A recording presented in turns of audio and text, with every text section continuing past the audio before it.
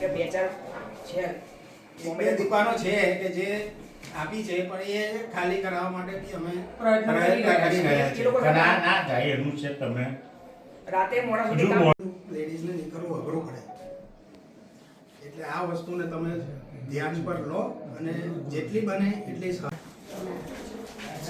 અમારું એરિયાનું આવેદન પત્ર છે, એમાં એક મકાન બિન હિન્દુઓને વેચાવા જઈ રહ્યું છે, એટલે એના માટે એરિયામાં દરેક જાણે હિન્દુ સમાજે આનો સખ્ત વિરોધ નોંધાયો છે.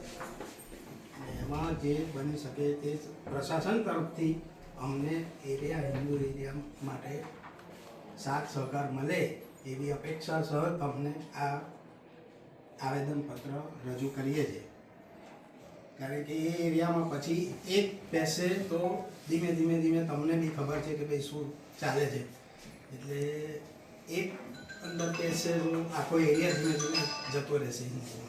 અને સામેની સાઈડોનો તો એમનો છે જ એરિયા પાછળ વરવાડ છે, સરોડ બજાર પોલીસ અમદાવાદી દરવાજા એનો પેલ બાજુ નહીં રહે, એ બધો લગભગ એમનો થવા માંડ્યો છે.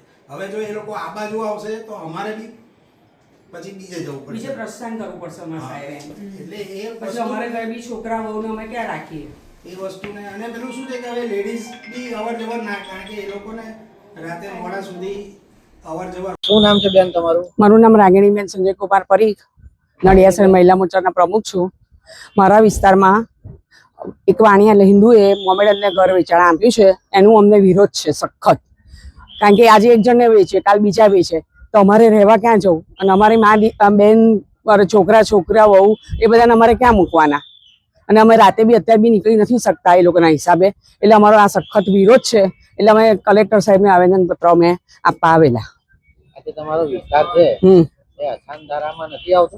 ના, નથી આવતો. હજી લાગુ નથી પડે એવું કે છે કલેક્ટર, કે તમારી મહાનગરપાલિકા થશે પછી કે લાગુ પડશે એમ.